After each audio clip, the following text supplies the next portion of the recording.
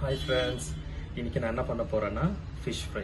என் ஸ்டைலில் டிஃப்ரெண்ட்டான ஸ்டைலில் ஃபிஷ் ஃப்ரை எப்படி பண்ணுறதுன்னு சொல்லி காமிக்கிறேன். ஓகே, இதுக்கு தேவையானது நான் ஒரு 1 கிலோ ஃபிஷ் எடுத்துக்கிறேன்.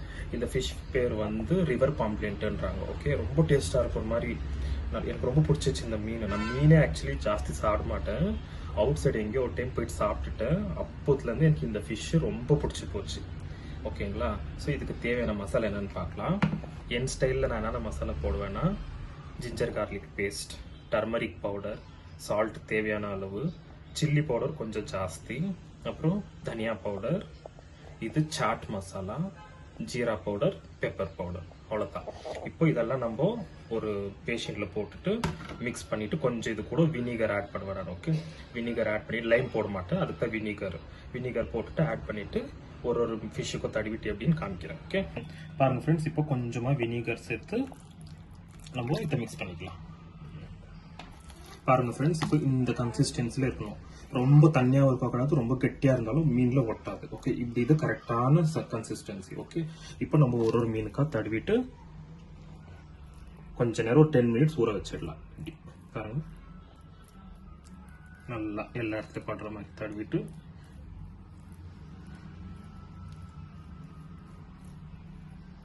மினிட்ஸ் ஊற வச்சுட்டு அப்புறமா தவால ஃப்ரை பண்ணிட்டு, நம்ம தவா ஃப்ரை தான் பண்ண போறோம். ஓகே, டீப் ஃப்ரை கிடையாது, தவா ஃப்ரை.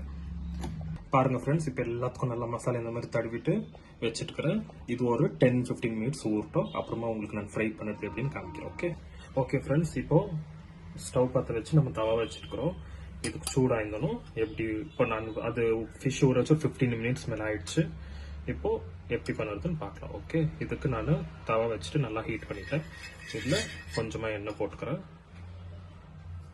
எண்ணெய் சூடாகட்டும். இது கருவேப்பிலை ஆப்ஷனல். ஓகே, நான் சும்மா ஃப்ளேவருக்கோசரம் போடுறேன். இப்போ நம்ம ஒரு பீஸாக வச்சுக்கலாம்.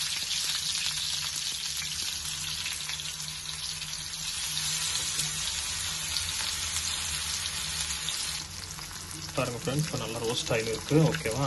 நம்ம போட்டுருந்தோன்னே திருப்பிடக்கூடாது. போட்டுருந்தோன்னே திருப்பிட்டீங்கன்னா போட்டிருக்கிற மசாலாலாம் எண்ணெயிலே பிரிஞ்சு வந்துடும். அதுக்கு போட்டுட்டு ஒரு அட்லீஸ்ட் ஒரு 3-4 மினிட்ஸ் விட்டுருங்க.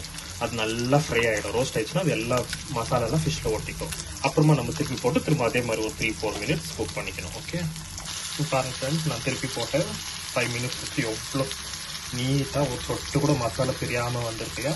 இதே மாதிரி இப்போ ரோஸ்ட் பண்ணி நம்ம எடுத்து வச்சுக்கலாம். ஓகே ஓகே ஃப்ரெண்ட்ஸ், இப்போ இது கம்ப்ளீட்டாக ரெடி ஆயிடுச்சு. ஓகே, இப்போ நம்ம எடுத்து டேஸ்ட் பார்க்கலாம் எப்படி இருக்குங்க.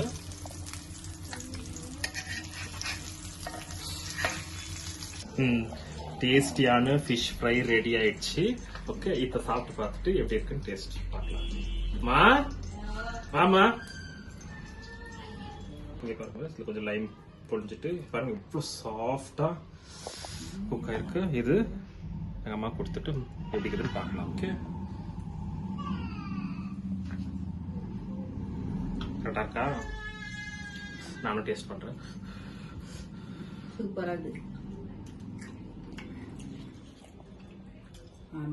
செம்ம டேஸ்ட். இதே மாதிரி நீங்களும் பண்ணிட்டு எப்படி இருக்குன்னு கமெண்ட் பண்ணுங்க, ஷேர் பண்ணுங்க, மறக்காம சப்ஸ்கிரைப் பண்ணிட்டு லைக் பண்ணுங்க. Okay, thank you so much.